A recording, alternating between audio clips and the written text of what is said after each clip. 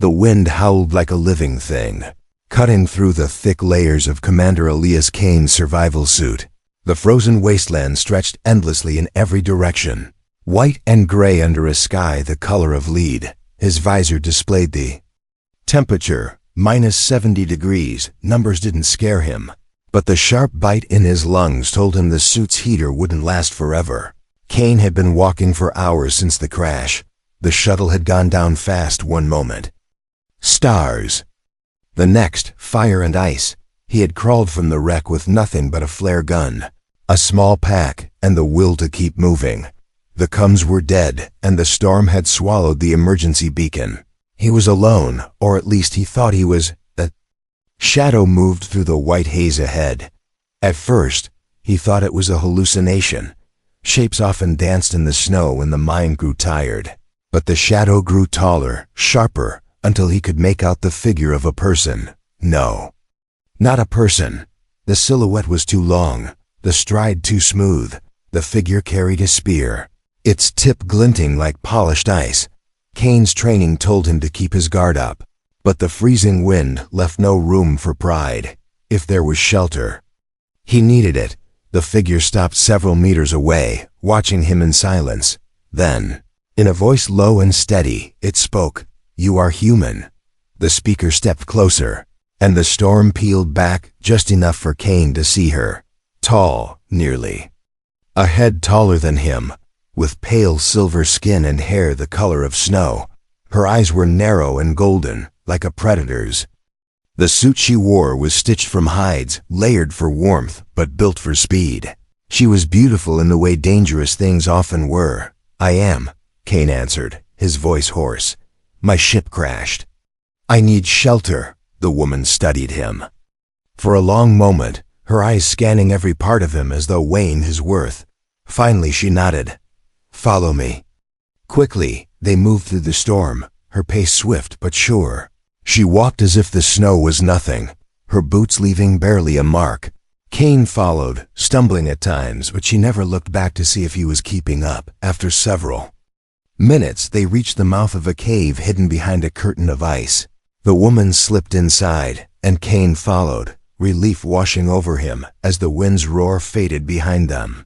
Inside, the cave glowed faintly from bioluminescent moss clinging to the walls. The air was warmer, carrying the faint scent of smoke. In the center, a small fire crackled, its heat more precious than gold. Kane removed his helmet, letting the warmth touch his frozen face. The woman set her spear against the wall and handed him a fur-lined blanket. "You can rest here for the night," she said. "My name is Vera, Kane," he replied, pulling the blanket around his shoulders. "Thank you. You saved my life." Vera said nothing in return, her golden eyes fixed on him as though reading a secret. After a long pause, she turned to stir a pot suspended over the fire. The smell was strange, sweet at first, then sharp like metal.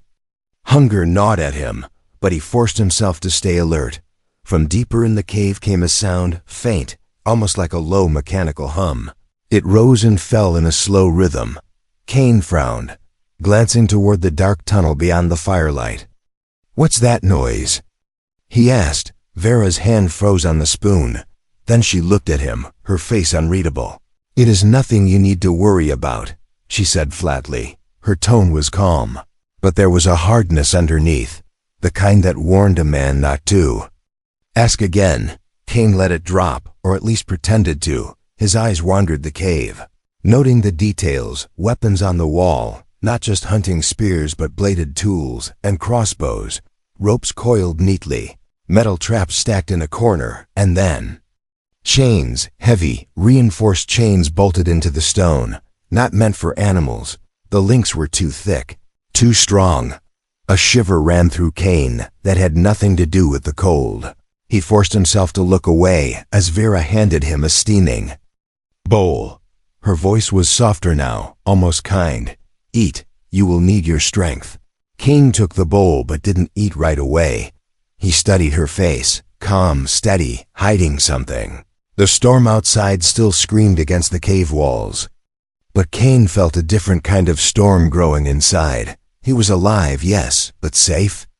That was another question entirely, and somewhere in the darkness beyond the fire, something breathed. The fire's glow danced across the cave walls, turning the shadows into strange shapes. Kane sat close to the heat, letting it soak into his frozen bones. Vera moved with quiet grace, ladling more of the metallic-smelling soup into his bowl. He hadn't eaten in almost 2 days. His stomach twisted with hunger, but something about the smell kept him cautious. "You are far from home," she said without looking at him. Her voice was calm, almost curious. Kane kept his answer short. "Exploration mission." "Wrong place, wrong time." Vera set the pot aside and sat across from him. Her golden eyes caught the light in a way that made them seem to glow. She asked about Earth, what humans were like, how many there were, how they fought their wars. Her questions were polite, but they came one after another. Kane gave vague answers, watching her as carefully as she watched him. Between her words, Kane noticed her weapons again, spears and blades. Yes, but also devices he didn't recognize. They weren't for hunting small game. They were built for something stronger, faster, maybe even intelligent. From the tunnel behind them came that same low hum. Now he could hear a faint rasp between the beats of the sound, like a breath dragged through machinery. His instincts told him that whatever made that noise was alive and close. "You hear it, don't you?" Vera asked suddenly. Kane froze, not sure whether to lie or admit it. "It's hard to miss," he said, keeping his tone even. Vera's gaze sharpened. "Then hear this. You will not go near that tunnel." Her voice had lost all warmth. For a moment, the storm outside seemed quieter than the silence in the cave. Kane nodded slowly. "I'm just here to stay alive," he said, but in his mind, the words felt like a lie. He was a soldier. Survival meant knowing the whole battlefield, and right now, part of it was hidden in that darkness. They ate in near silence. The soup was thick, strange, but it gave him enough strength to push away the exhaustion creeping. Vera finished first and stood, walking to a section of the cave Kane hadn't noticed before. It was blocked by animal hides stitched together. She slipped behind them without a word, leaving him alone with the fire. Kane listened. The storm. Outside, the crackle of flames, the faint hum from the tunnel. And another sound, soft, rhythmic, like footsteps pacing slowly behind stone. He tightened the blanket around himself and looked toward the tunnel. It was darker than the space should have been. The shadows seemed to breathe with the hum. For a long moment, he stayed still. Then he noticed something odd in the firelight. Marks scratched into the stone near the tunnel's mouth. Not random, lines and curves, symbols of some kind. He couldn't read them, but they felt wrong. They looked like warnings carved in desperation. A whisper echoed in his head, or maybe it was the wind slipping through cracks in the rock. The words were almost too faint to catch. "Don't trust her." Kane turned quickly toward the tunnel, heart pounding. The darkness stared back, silent. He told himself it was just the storm playing tricks, but deep down, he knew better. Vera returned, carrying a folded blanket and a small jug. "Water," she said simply, handing it to him. "You should sleep soon. The storm will not end until morning." Kane nodded, taking the jug, but his mind was no longer on rest. The warmth of the fire felt good, but it also felt controlled, like a trap baited with comfort. And somewhere past the edge of the light, something was waiting. The hidden prisoner. Kane woke to silence. The fire had burned low, painting the cave in a faint orange glow. Vera was gone. Her blanket folded neatly where she had slept. The storm outside had softened, the howling wind now a distant moan. It was the perfect time to look where she told him not to. He rose quietly, his boots crunching softly on frost-covered stone. The hum from the tunnel was stronger now, steady like the beat of some slow, mechanical heart. A cold draft flowed from the darkness, carrying a smell he couldn't place. Not rot, not metal, but something sharp and unnatural. The tunnel was narrow, forcing him to turn sideways in places. The bioluminescent moss dimmed here, and the Light seemed to shrink away from his presence. Every few steps, Kane felt the faint vibration of the hum in the soles of his boots. It was alive in some way. Then he saw it. A door carved into the rock itself, sealed with thick bars and a lock that looked older than the cave. Behind the bars was darkness. He leaned closer, and his breath misted in the cold air between them. Two pale eyes opened inside the shadow. Not golden like Vera's. These were the color of frozen glass. A voice whispered from within, cracked and dry. "You are human." Kane stiffened. "I am," he said quietly. The figure inside stepped closer. The dim light revealing pale skin stretched tight over a gaunt face. It looked human. Almost, but its proportions were slightly wrong. Arms a little too long, shoulders too narrow. It spoke again. "She will not let you leave alive." Kane's pulse quickened. "Why should I believe you?" The prisoner's head tilted. "Because I am like you, and she is not." Something in the way it said not made Kane's skin crawl. Before he could ask more, a sharp sound behind him made him spin. Vera stood in the tunnel, her golden eyes blazing in the dim light. "I told you not to come here," she said, her voice low but edged with steel. Kane held his ground. "What is this? Who is he?" Vera stepped forward, blocking the prisoner from view. "That thing is dangerous," she said. "It will say anything to make you free it." From behind her, the prisoner's voice came again. "She lies," and then more softly. "She hunts people." Vera's jaw tightened. "You don't know what it is," she said to Kane. "You can't imagine the damage it has done." Kane looked from her to the locked door. Two voices, two stories, and no way to know which one was true. The hum filled the air between them, louder now, almost like it was feeding on their tension. Vera's hand hovered near the hilt of her blade. The prisoner's pale eyes shone like ice in the dark. Kane realized that no matter who was lying, one truth remained. He was trapped between them. Asterisk truth in the snow. Kane didn't move. The tunnel felt smaller with both of them there. Vera blocking the door, the prisoner watching from the shadows. The hum seemed louder now, pulsing in his ears like a slow drum. Vera broke the silence first. "You want the truth?" she said, her eyes fixed on Kane. "That thing is a killer. Not by accident. By design." She stepped aside just enough for him to see the prisoner again. "He's not fully human," she continued. "He was made in a lab, a weapon built to survive where others can't. His kind destroyed 3 colonies before we caught him." The prisoner gave a slow smile, cold and humorless. "That's her story," he said. "Here's mine. I was taken, changed. They wanted to make me into something else, but I broke free. She hunts me not for justice, but for money." Kane's eyes narrowed. "Money?" The prisoner nodded toward Vera without breaking Kane's gaze. "She works for the syndicate. They pay her to bring people like me in, alive if possible. But dead is fine too." Vera's jaw tightened. "You think I'd drag you out of that storm to kill you? If I wanted you dead, you'd still be freezing in the snow." Kane looked between them, both voices steady, both faces unreadable. His instincts as a soldier told him one was lying. But which?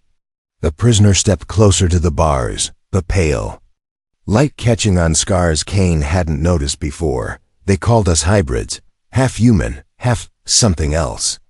They said it would make us strong. But it makes you theirs." He leaned forward, lowering his voice. "If I go back, they will make more." Vera's voice cut through the air like a blade. "And if he escapes, they'll use him to start a war." The hum in the cave seemed to grow heavier, pressing against Kane's thoughts. Outside, the storm roared again, shaking loose snow from the rock above. It was as if the world itself was warning him that whatever choice he made would matter far beyond this frozen cave. The prisoner gripped the bars, his voice now almost pleading. "You're human. We should protect our own." Vera stepped closer to Kane, her shadow falling over the prisoner's pale light. "Or you can protect everyone else," she said. Her golden eyes locked on his, steady and unblinking. You have to decide which. Matters more. Cain said nothing. He knew one thing for certain. He was running out of time before the truth revealed itself. The hard way, the breaking point, the storm came back with a fury. Snow slammed against the cave mouth like fists on a door. The air turned colder, even inside, and frost began to creep over the stone walls. Cain sat by the fire, his blanket pulled tight, across from him. Vera sharpened the blade slowly, her eyes never leaving him for long. From deeper in the tunnel, the prisoner paced behind the bars. Every few minutes, Cain heard the sound of metal clinking softly, not loud, but constant, like water dripping. In the dark, no one spoke for a long time. The storm outside became a steady roar, sealing them off from the world. It felt less like shelter and more like a locked room. Finally, the prisoner's voice broke the silence. You know she won't let you leave, he said. She's waiting for the storm to end. Then you'll be cargo, same as me. Vera's hand stilled on the blade. Keep talking, and I'll make sure you don't have a tongue to lie with, she said without looking up. Cain watched them both. The air in the cave felt heavier now. Every glance, every word was a test. He realized that being stuck here meant one thing. If anything happened, there was nowhere to run. The prisoner stepped closer to the bars, his pale eyes catching the firelight. You're a soldier, aren't you? He said to Cain. Soldiers know when they're being used. Cain didn't answer. But the truth was, the thought had already been gnawing at him. Vera stood, walked to the tunnel entrance, and checked the lock. Satisfied, she threw a heavy fur over the bars, blocking the prisoner from view. Rest, she told Cain. We leave at first light. She lay down near the fire, her back to him. The sound of her breathing was slow, steady, but Cain doubted she was asleep. He sat there, staring at the fur-covered door. The prisoner's voice came again, muffled but sharp. She's not the danger you think. She's worse. Cain looked at the lock, then at Vera's still form. One wrong move could end him, but so could doing nothing. The storm rattled the cave walls. Somewhere between the fire's fading warmth and the prisoner's whisper, Cain realized something. The real breaking point wasn't the storm. It was what would happen when it ended. ***. The choice. The storm broke at dawn. Cold light spilled into the cave, sharp and pale against the shadows.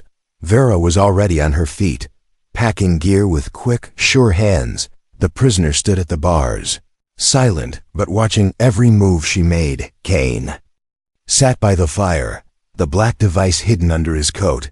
Its weight felt heavier with each breath. He knew what it meant. If Vera took them both, the syndicate would have their prize. If the prisoner escaped, he could be just as dangerous. Vera slung her spear over her shoulder.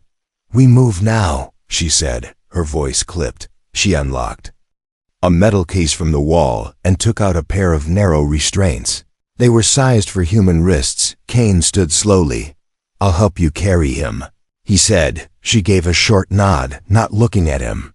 The prisoner's pale eyes flicked to Cain's. There was no smile now, only a cold readiness, like he had been waiting for this moment all night. Vera stepped to the lock. Cain moved beside her, close enough to smell the cold iron scent of her coat. When she slid the key into the lock, he acted. He shoved her hard into the wall, snatching her spear before she could recover. She spun toward him, but the point was already at her chest. Back, he said. Her eyes burned into his. You don't know what you're doing. From the cell, the prisoner laughed softly.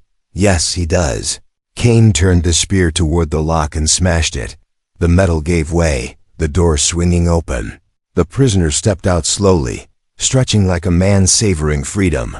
Thank you, Cain, he said, his voice smooth. You made the right choice. Vera's voice was sharp now, almost desperate. He's not what you think. The prisoner's hand shot out, gripping her throat and slamming her into the wall. His eyes turned black, deep and endless. You talk too much, he hissed, before tossing her to the ground like she weighed nothing. Cain raised the spear. What are you? The prisoner smiled, teeth too sharp now. Better, he said simply. Before turning toward the cave mouth, snowlight framed him as he stepped outside. Vanishing into the white, Kane stood there, the cold rushing in around him. Vera coughed, clutching her throat. "You just let him loose," she rasped. "Do you have any idea what's coming now?" Kane didn't answer. The only sound was the wind. But somewhere in that endless snow, a shadow was moving, and it was free because of him. Asterisk.